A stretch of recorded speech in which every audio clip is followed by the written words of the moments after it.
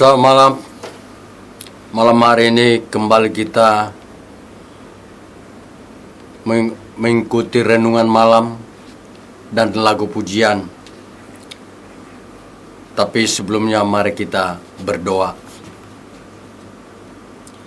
Ya Tuhan Yesus, pada malam hari ini kembali kami mengucap syukur, di mana Tuhan selalu melindungi kami di dalam perjalanan kehidupan kami.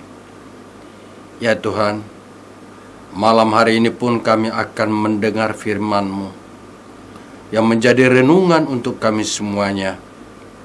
Kiranya renungan ini dapat kami terima dan menjadi suluh di dalam perjalanan kehidupan kami. Dan agar kami lebih mengerti akan firman-Mu itu, sehingga itu semua menjadi kemuliaan bagi-Mu. Terima kasih ya Tuhan. Dengarlah permohonan kami ini. Di dalam nama anak-Mu Tuhan Yesus Kristus kami berdoa. Amin. Kita harus membawa berita pada dunia malam gelap tentang kebenaran dan kasih dan damai yang menetap,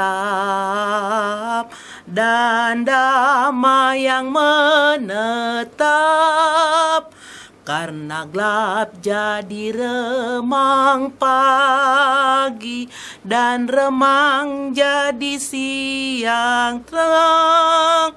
Kuasa Kristus kan nyatalah, rahmani dan cemerlang. Saudaraku, yang menjadi renungan malam untuk kita malam ini, saya ambil dari 1 Korintus 2 ayat 7 sampai dengan 9. Demikian firman-Nya. Tetapi yang kami beritakan ialah hikmat Allah yang tersembunyi dan rahasia, yang sebelum dunia dijadikan telah disediakan Allah bagi kemuliaan kita. Tidak ada dari penguasa dunia ini yang mengenalnya. Sebab kalau sekiranya mereka mengenalnya, mereka tidak menyalibkan Tuhan yang mulia.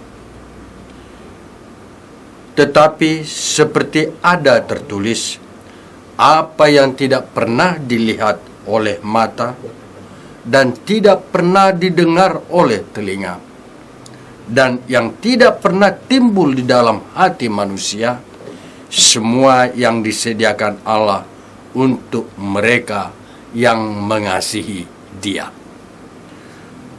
Saudaraku yang terkasih, firman Tuhan ini mengajarkan kepada kita agar kita memiliki hikmat hidup dan sukacita akan kehadiran Allah dalam setiap langkah kehidupan kita, di mana Tuhan akan menuntun dan mengarahkan hidup kita pada kehidupan yang kekal. Tentulah kita tidak akan dapat memahami, mengerti, dan tidak tergambarkan pada dalam akal pikiran kita bagaimana Roh Allah itu diam dan bekerja dalam kehidupan kita. Hikmat Allah bukanlah hikmat yang berasal dari dunia, melainkan melalui Roh Tuhan yang diam dalam diri kita, yang merancang keselamatan dan untuk perdamaian dan kedamaian dalam perjalanan hidup kita, dalam keluarga, baik di masyarakat, baik di dalam bernegara.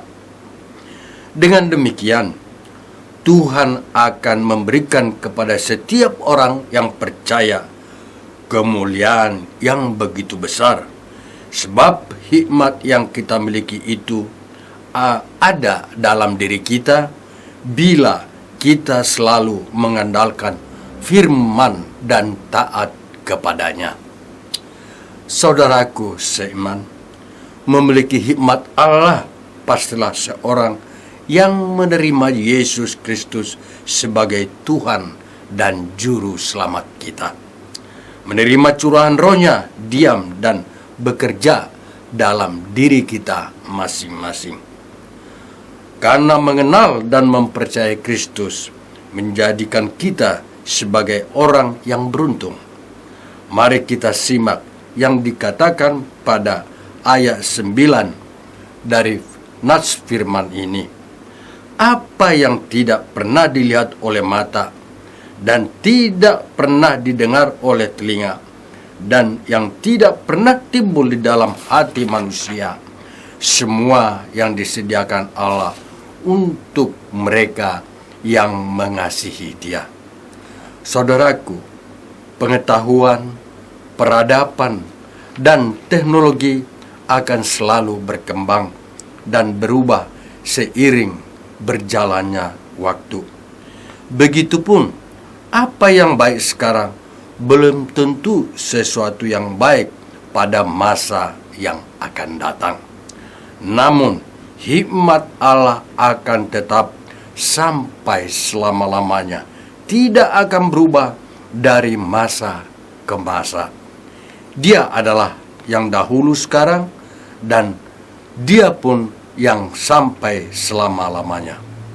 Kita semua menyadari bahwa setiap manusia mempunyai keterbatasan, baik berpikir logikanya maupun di dalam menjalani kehidupannya.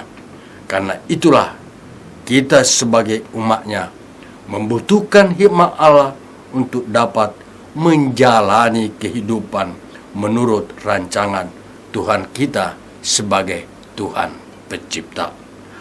Akhirnya, marilah kita hidup bersama hikmat Allah untuk menemukan suatu kualitas hidup yang sesuai dengan kehendak-Nya. Dengan hidup bersama hikmat Allah akan mengubah jalan hidup kita menjadi luar biasa. Amin. Selamat beristirahat saudaraku, dan Tuhan memberkati. Mari kita berdoa. Terima kasih ya Tuhan atas firman-Mu, karena Tuhan telah mengajarkan kami untuk berhikmat dan taat kepadamu.